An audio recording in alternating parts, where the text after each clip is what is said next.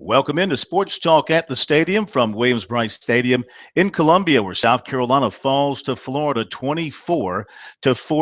The Gamecocks returning home for the first time since mid-October, hoping to get a win after playing decently on the road in losses at Texas A&M and at Tennessee, but they did not play well enough for the first three quarters today, put together a rally in the fourth quarter to make it interesting, but when they needed a stop on third down on defense to get the ball back to the offense to give themselves a chance to win, they could not do it. A big 53-yard run on a third down play to the Gamecock one, followed by a touchdown, sealed the deal for the Gators, who break a two-game losing streak in this series of South Carolina. The Gamecocks were hoping to defeat the Gators for the first time for the third time in a row.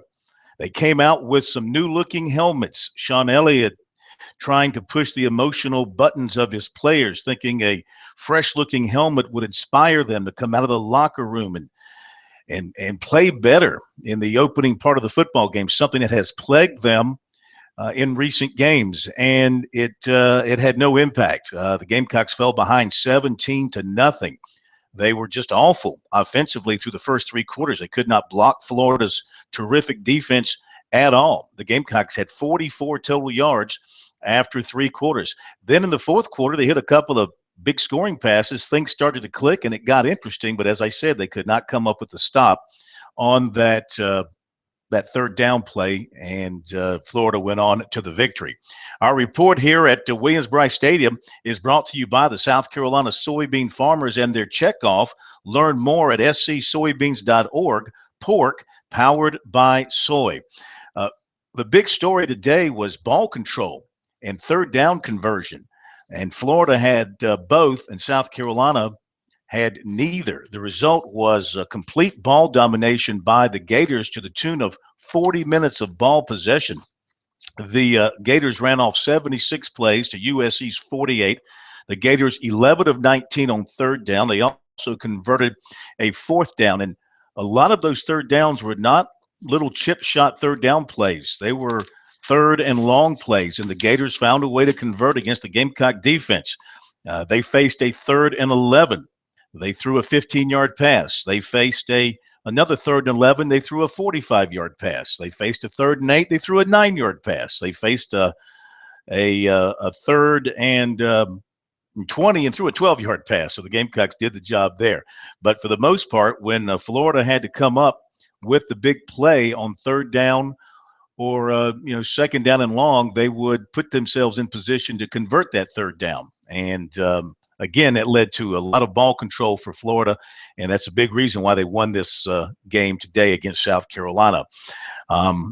Perry Orth and Pharaoh Cooper tried to do some things in the fourth quarter to rally the team, and Orth got sharp with the passing game in the fourth quarter. The Gamecocks had about 160 yards of offense in the fourth quarter, but again, they just come up a little bit short. The third down, the defense could not get that third down stop late in the fourth quarter to get the football back to the offense and give them a chance to pull out what would have been a dramatic victory for the Gamecocks. So South Carolina falls to 3-7 on the year, and they finish SEC play 1-7, their worst record in SEC play since the winless season of 1999. They've got the Citadel coming in here next week, and then, of course, they'll close out the season against Clemson.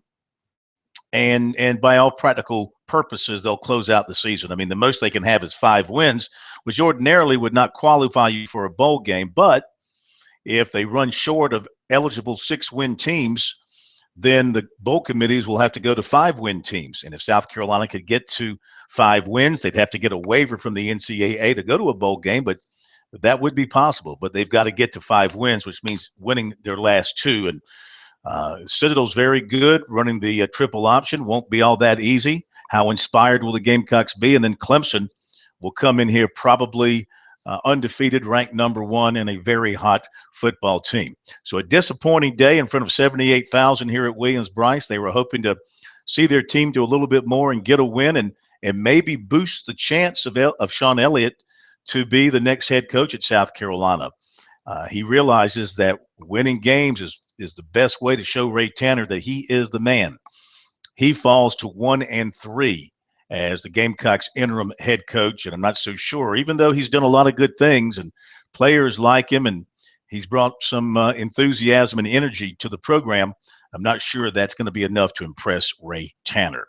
Tomorrow here at SportsTalkSC.com, we will have Sean Elliott's Sunday afternoon conference call for you. And then Monday nights, we will hear from you and get your thoughts on the Gamecocks' loss today against Florida. Thanks for joining us here, Sports Talk at the Stadium from Williams-Brice Stadium in Columbia.